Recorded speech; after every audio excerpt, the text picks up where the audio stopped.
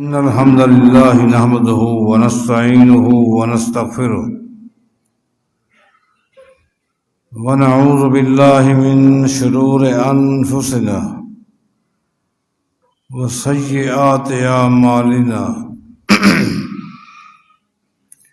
من يهده الله فلا مضل له ومن يضلل فلا هادي له وأشهد أن لا إله إلا الله وحده لا شريك له وأشهد أن محمدا عبده ورسوله أما بعد فإن خير الحديث كتاب الله وخير الهدي هدي محمد صلى الله عليه وسلم وشر الأمور محدثاتها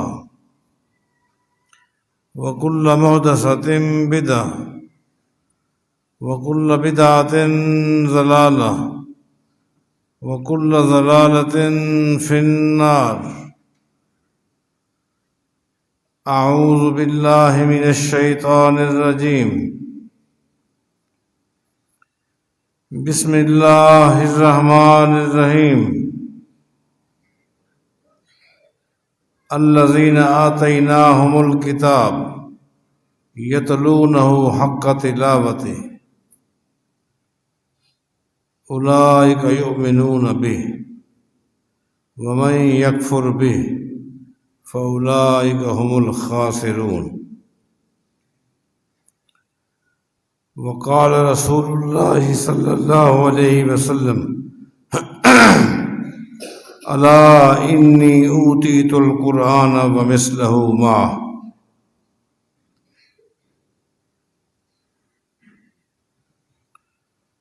واجب الاحترام علماء کرام،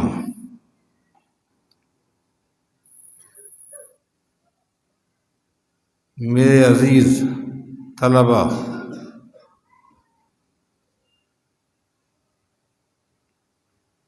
یہاں حاضر ہو کر آپ سے ملاقات ہوئی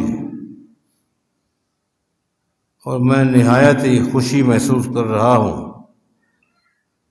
دل کی گہرائی سے دعا ہے اللہ اس مرکز کو تا قیامت آباد فرمائے.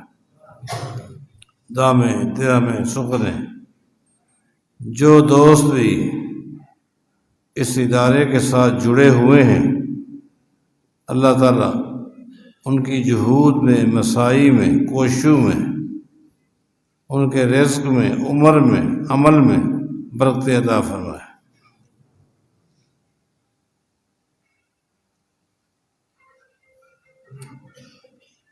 آپ نے مجھ سے قبل میرے عظیم شیخ رحمہ اللہ کے عظیم فرزند سے بہت ہی سادے انداز میں لیکن ناصحانہ انداز تھا، بڑی اچھی اچھی باتیں ہم نے سنی ہیں. اللہ تعالیٰ ان کو مزید توفیق عطا فرمائے. میرے بعد بھی یہ سلسلہ جاری رہے گا. میں نہایت ہی اختصار کے ساتھ چند معروضات آپ کے سامنے پیش کروں گا.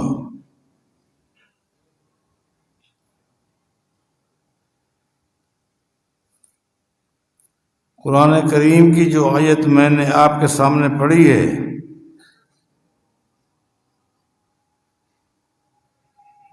اس آیت کریمہ میں اللہ تعالیٰ نے اپنے کچھ خوش نصیب بندوں کا ذکر کیا ہے،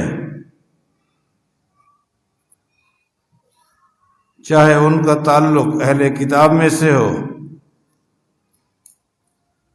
یا اس امت کے خوش نصیب لوگ ہوں.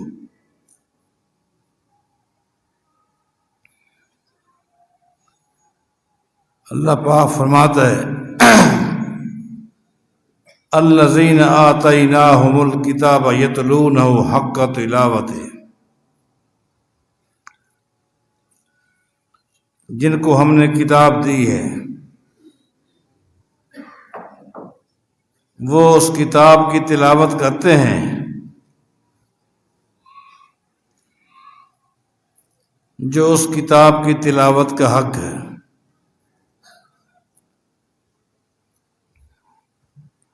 اور یہی اس کتاب پر ایمان لانے والے ہیں، اور جو کفر کرتے ہیں وہ نقصان میں ہیں، گھاٹے میں ہیں۔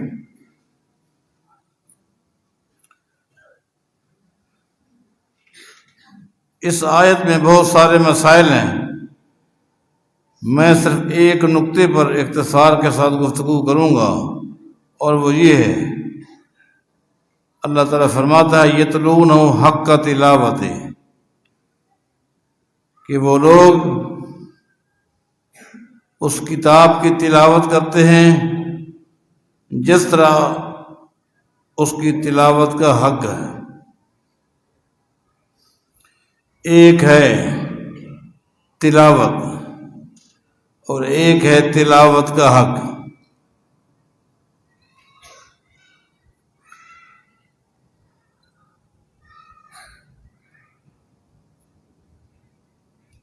اللہ تعالیٰ نے ہمیں قرآن کریم دیا ہے،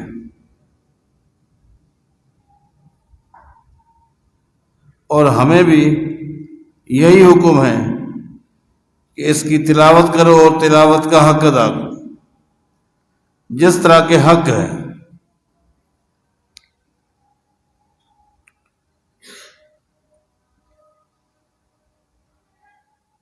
جس طرح تلاوت کا حق ہے اس طرح تلاوت کرو، یہ کیا ہے؟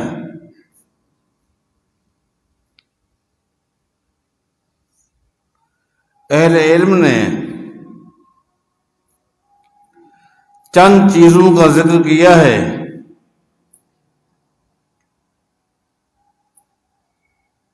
جب وہ چیزیں کسی خوش نصیب کی تلاوت میں پائی جاتی ہیں تو سمجھ لو کہ اس شخص نے اس کتاب کی تلاوت کا حق ادا کیا۔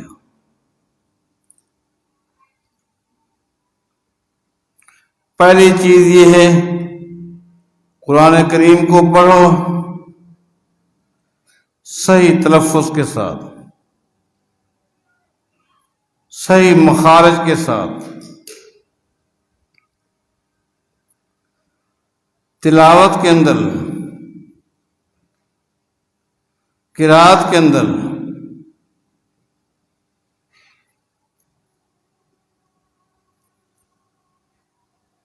ایسا انداز نہ ہو، ادائیگی ایسی نہ ہو کہ جس سے معنی بدل جائیں، مطالب تبدیل ہو جائیں۔ اس لیے صحیح مخارج کے ساتھ، صحیح تلفظ کے ساتھ قرآن کریم کی تلاوت کرنی ہے۔ اس کی تلاوت کے جو حقوق ہیں ان میں سے پہلا حق یہ ہے۔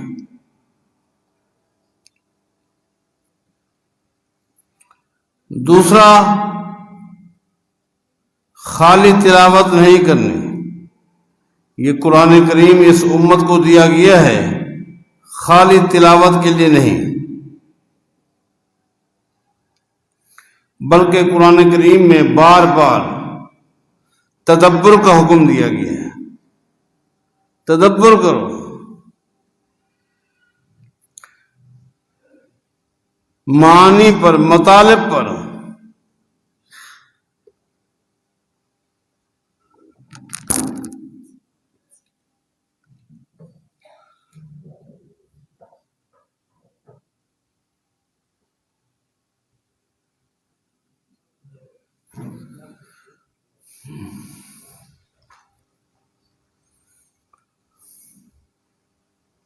معانی پر، مطالب پر۔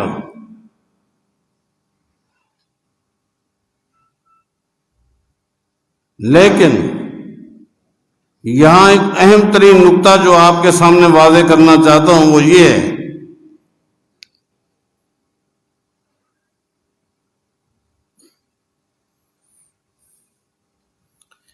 کہ قرآن کریم اور اس کا بیان، اس کی تشریح، اس کے معانی، اس کے مطالب، ان دونوں چیزوں کا ذمہ اللہ تعالی نے خود لیا ہے۔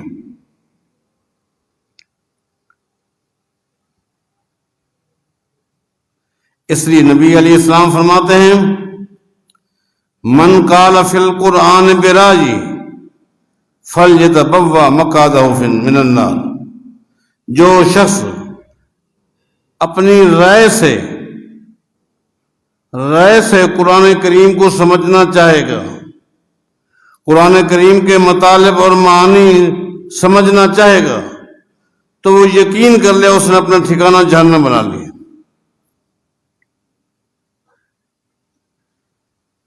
چاہے اس کو عربی پر کتنی مہارت ہو،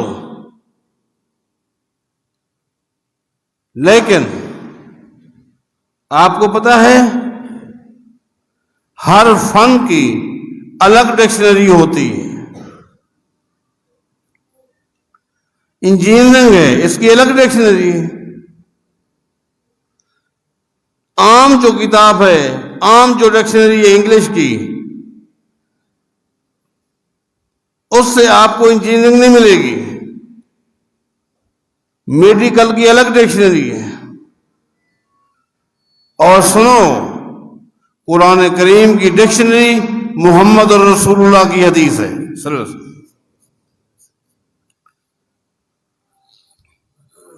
اس لیے اللہ تعالیٰ نے اپنے پیغمبر کو دو چیزیں دی، اللہ انی اوتیت القرآن و مثلہ معہ۔ یہ مثلہ معہ کیا ہے؟ یہ اس قرآن کی تشریح ہے جو اللہ تعالیٰ نے اپنے پیغمبر کے دل میں القاء کیا، تاکہ پیغمبر اپنے الفاظ کے ذریعے امت کے سامنے بات واضح کریں اور امت کے لیے کوئی دشواری پیش نہ آئے۔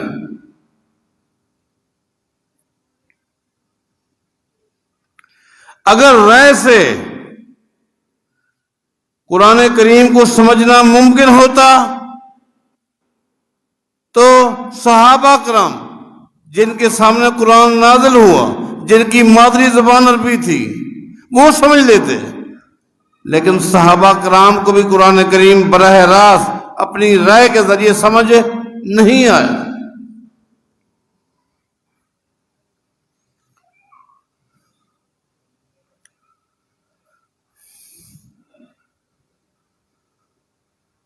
سورہ زلزال نازل ہوئی تو نبی علیہ السلام نے صحابہ کرام سے سوال کیا کہ اللہ تعالیٰ فرماتا ہے وَيَوْمَئِذٍ تُحَدِّثُ أَخْبَارَهَا، قیامت کے دن زمین اپنی رپورٹ پیش کرے گی۔ اب نبی علیہ السلام نے پوچھا أَتَدْرُونَ مَا أَخْبَارُهَا، صحابہ کرام سے سوال ہو رہا ہے، ابو بکر صدیق موجود ہے، عمر بن خطاب موجود ہے، عثمان غنی موجود ہے، علی مرتضیٰ موجود ہے رضی اللہ عنہ۔ صحابہ کرام سے نبی علیہ السلام پوچھ رہے ہیں اتدرون ما اخبارها، قیامت کے دن زمین نے جو رپورٹ پیش کرنی ہے وہ کیا ہے؟ قالو، صحابہ نے کیا کہا؟ اللہ و رسول عالم، ہم نہیں جانتے۔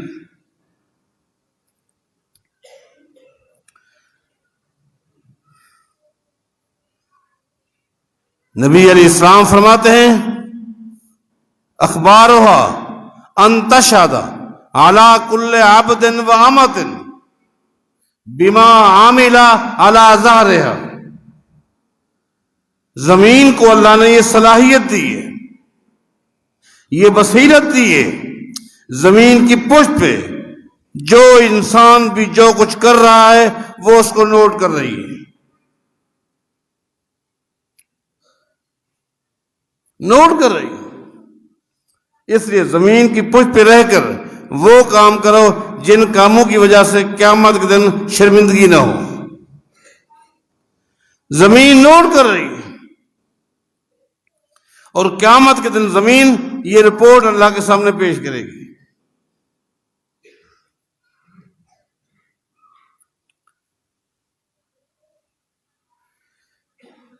قرآن کریم جب نازل ہوا الذین آمنوا ولم یلبسوا ایمانہم بظلم اولئک لہم امن وہم مہتدون. اللہ پاک فرماتا ہے وہ لوگ جو ایمان لانے کے بعد اپنے اس ایمان میں شرک کی ظلم کی ملاوٹ نہیں کرتے، ظلم کی ملاوٹ نہیں کرتے، یہ وہ لوگ ہیں جو امن کے مستحق ہیں اور ہدایت یافتہ ہیں.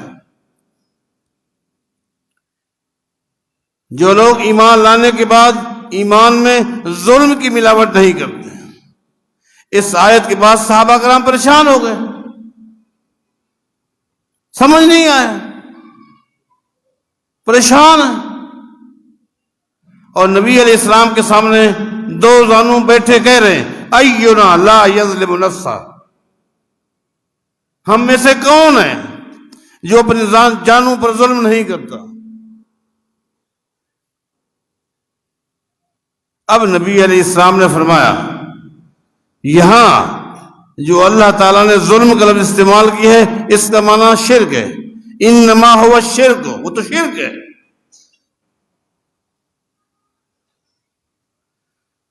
لقمان علیہ السلام نے اپنے بیٹے سے فرمایا تھا یا بنی لا تشرک باللہ ان الشرک لظلم عظیم.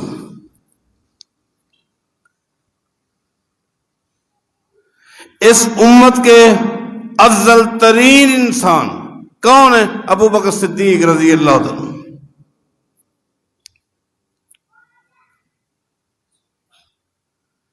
اپنی ذاتی فہم سے، رائے سے، فکر سے ابو بکر صدیق بھی دین قرآن کریم کو نہیں سمجھ سکے.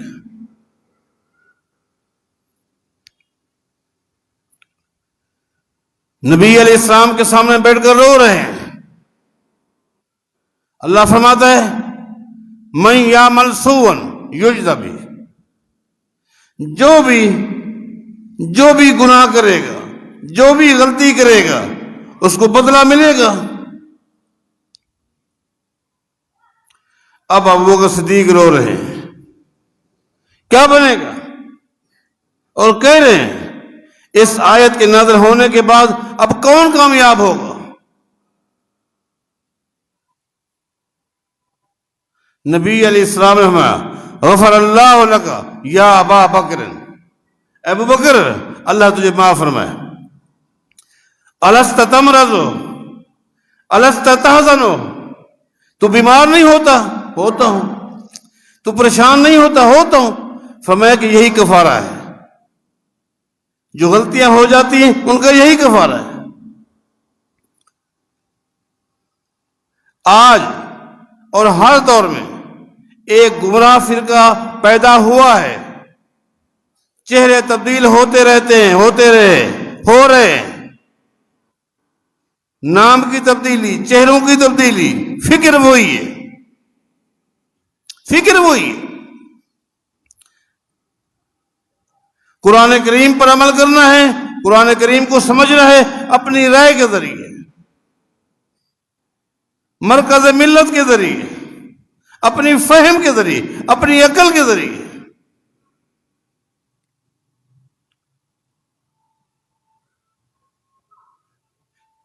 یہ ایک تحریک ہے، سوچی سمجھی پلاننگ ہے کہ قرآن کریم کو سمجھنے کے لیے حدیث کی کوئی ضرورت نہیں، اپنی رائے کے ذریعے سمجھنا ہے. مقصود کیا ہے؟ قرآن کریم کی آیات کی اپنی رائے کے ذریعے تعویلات کر کے نتیجتاً کیا ہے؟ سود جیسی لعنت کو حلال کے زمرے میں لا کر قوم کو حرام خور بنایا جا رہا.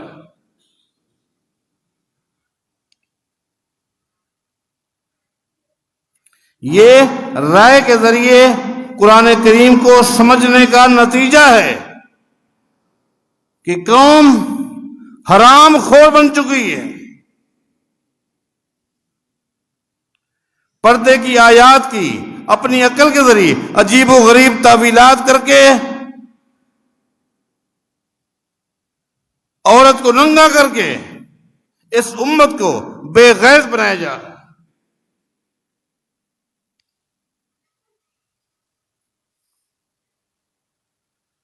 الا انی اوتیت القرآن ومثلہ معہ، قرآن کریم کو بھی اللہ نے نازل کیا، اس کی تشریح کا، اس کی توضیح کا، اس کی تبیین کا، اس کے بیان کا ذمہ بھی اللہ نے خود لیا ہے۔ اور وہ کیا ہے؟ نبی علیہ السلام کی سیرت طیبہ ہے۔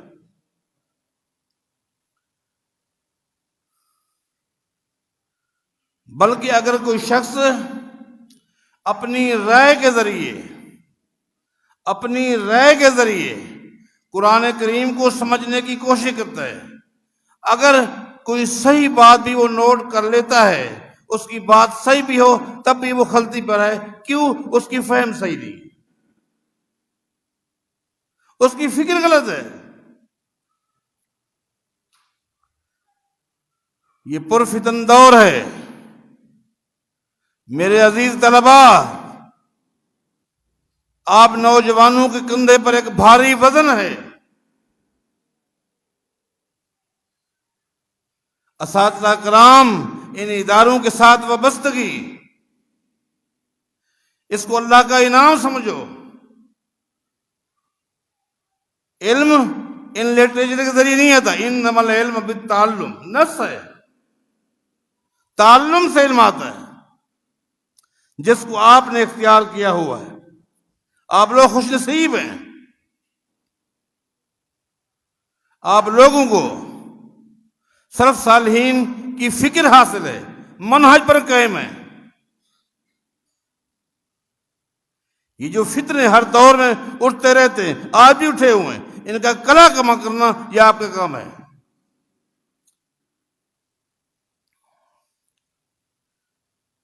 قرآن کریم کی تلاوت کا حق یہ ہے اس کو سمجھا جائے، کس کے ذریعے؟ نبی علیہ السلام کی سیرت کے ذریعے، آپ کی احادیث کے ذریعے، اور تلاوت کا حق یہ ہے اس پر عمل کیا جائے۔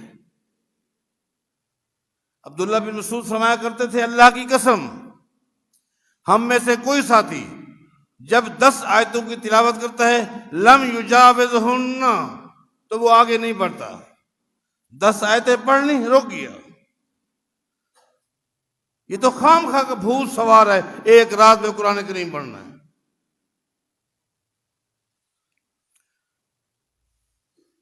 کہاں لکھا ہے کہ روزانہ اتنا پارے پڑھو، اتنا رکوع پڑھو؟ کہاں ہے؟ فرماتے ہیں کہ 10 آیتوں کے بعد ہم میں سے ہر آدمی رک جاتا تھا، اور ان 10 آیتوں میں جو اللہ تعالیٰ کے احکام تھے ان پر غور کرتا، اس کے بعد اس پر عمل کرتا اور پھر آگے چل پڑتا۔ تعلمنا القرآن والعمل معا، اس طریقے سے ہم نے قرآن کو بھی سیکھا، عمل کو بھی سیکھا۔ تو میں نے آپ کو عرض کی کہ میں صرف آیا تھا آپ دوستوں سے ملنے کے لیے، اہل علم سے ملاقات اور دعائیں لینی تھی، ملاقات ہو گئی، شیخ صاحب بھی تشریف لا چکے ہیں۔ اب ان کے آ جانے کے بعد ویسے بھی مناسب نہیں ہے کہ میں اپنی بات کو جاری رکھوں۔ اللہ تعالی ہمیں صحیح فکر نصیب فرمائے اور سلف صالحین کے نقش پہ ہمیں چلنے کی توفیق عطا فرمائے۔ اقول قولی ھذا وآخر دعوانا الحمدللہ رب العالمین۔